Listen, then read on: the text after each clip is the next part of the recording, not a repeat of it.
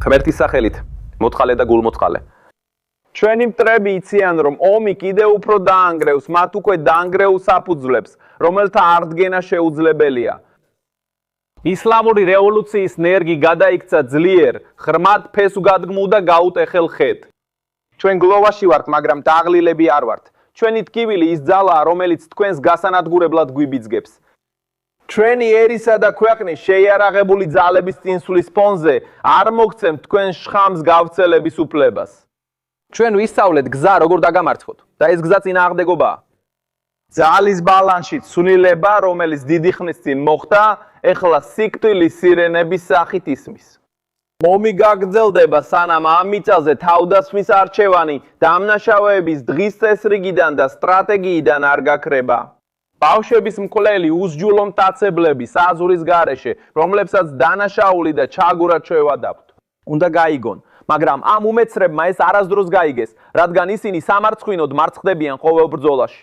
ჩვენი შეტევითი და თავდაცვითი ქმედებების უნაკლო და უპრეცედენტო შესრულებამ გამოავლინა ირანის შესაძლებლობები მტრის დაუცველ ცაში და გამარჯვება მხოლოდ ალლაჰისგანაა, ყოვლის შემძლე და ბრძენი.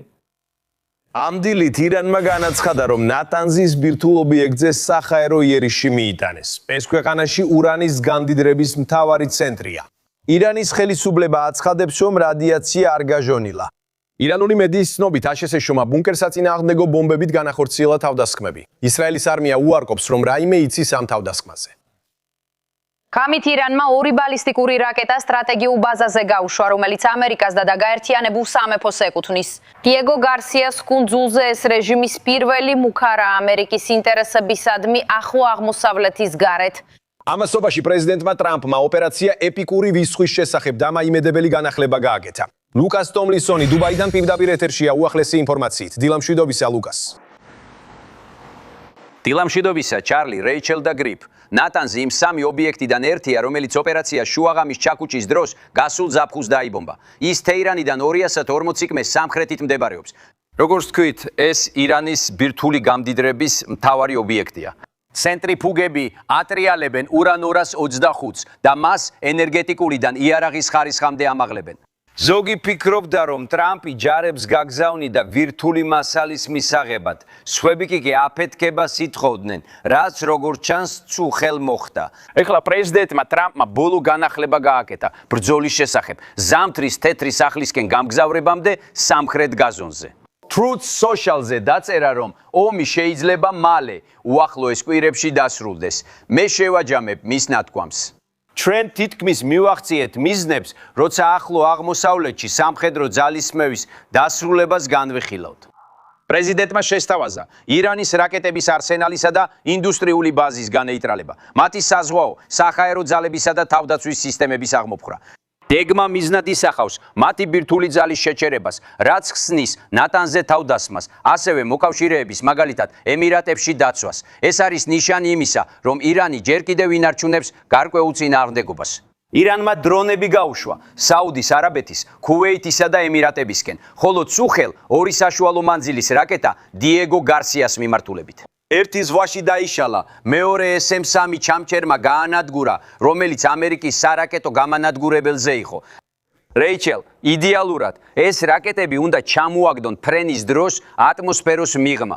ირანი უარყოფდა შორი მანძილის რაკეტების ქონას, მაგრამ სამკვირიანი ომის შემდეგ ეს დაამტკიცა.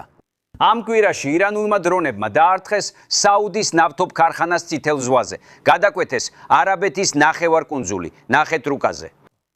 ეხლა შაჰ-ჯუას და ისრაელის ღამის თავდასხმებში კიდევ რამდენიმე ირანელი ლიდერი მოკლეს. აშეთიშმა ირანში 8000-ზე მეტ სამიზნეს დაარტყა. ქვეყანაში ღრმად შეიჭრა. ბევრი სამიზნე ისევ დარჩენილია და მეტი საზღვაო ქვეითი ახლო აღმოსავლეთში მიემგზავრება. ამფიბიური ჯგუფი ბოქსერი ამ კვირაში სან-დიეგოდან გავიდა. მე-11 საზღვაო ქვეითა ექსპედიციური დანაყოფი ერთ თვეში ჩამოვა. ღამე მშვიდობიანი იყო. აქ დუბაიში ნამდვილი წვიმა იყო.